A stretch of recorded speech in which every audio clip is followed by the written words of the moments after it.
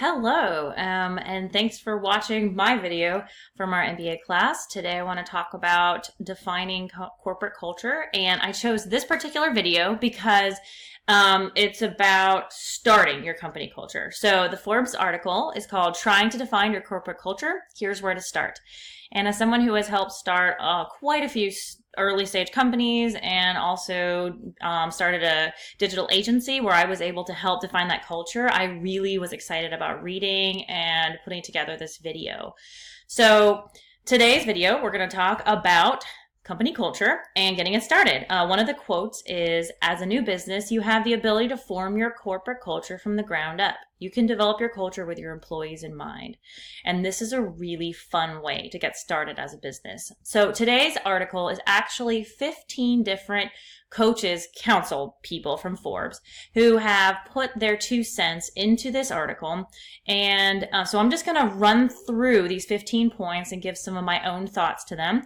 The good news is I have videos with all of them because I wanted to create that sense of culture. So we're having some culture around this video, which is fun, fast, and entertaining, and you can visualize people enjoying office work. So let's get started. The first quote of the day is, enable a no-compromise leadership vision. So the first thing you want to do when you are building your culture is remember that you are in charge. As a leader, you need to make sure you're defining the vision of the company and that you help the employees give input, but it's your vision that's really getting it off the ground. Number 2 is know your why. Make sure you understand when you're building this company why you're here, why you're doing this, and why you are building this type of company with this type of people.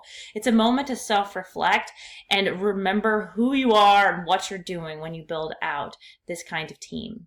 The third one is actually follows along the same pattern, which is start with your core values. Make sure that you understand the kinds of people that you have and the values that are important to them, and more importantly, or most importantly, the values of your leadership. And take these values and try to incorporate them into the culture that you are building. The fourth one is determine what you are ready to invest in. This can be both software that allows people to engage with each other more. It can be activities, after work hour things. Make sure that you know how much you're willing to invest in those things, that you invest in the right things, because it can be really helpful to have extra activities for the team. The fifth one is define what matters. Before you go off and create a cool company culture, sit down and write up the things that are really important to you, the leadership, and your core team. Make sure you define those things first. This one's my favorite. Number 6, reverse engineer the culture. One of the fun things about starting a new company is that you can actually dream up where you want it to be in, say, 10 years, and think about what kind of culture you want to see 10 years from now. Then take those ideas and develop them now so that you can lead up to that dream company. The 7th one is clarify your vision and strategic priorities. Sometimes we can get ahead of ourselves and go all over the place and not be organized in where we're heading with our culture and the way we're developing our team. It's important that you put together your priorities and then you're able to follow through on those over the years. Number 8 is practice appreciative inquiry. This person recommends that we interview each other on what you love inside the company about the organization. This allows you to dream up an organization that's at its very best and explore where you stand now and what you need in order to get there. Number 9 is define your evolutionary truth. Your culture should stem from your company's deepest emotional and spiritual truths. I did the video of this guy playing in the office because I think it's important that as a company begins to build, and I saw this with my own agency, they kind of begin to define themselves. And something that was showing up a lot in my company and even here is they like to have fun. And if you can capture those things that are starting to just evolve on their own and bring that back into some of the core values of the culture, it will really benefit the company as a whole. Number 10 is design organizational purpose. So again, it's really important that you have that purpose-driven foundation and that you understand where the organization is heading.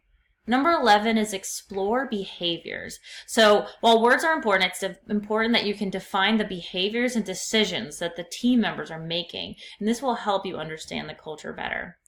Number 12 is align culture with those internal stakeholders. So really after you have started seeing the behaviors of your team, start to figure those out, define them, and then align the culture with those people, especially if they're the kinds of people that you're going to want to see more of in your company.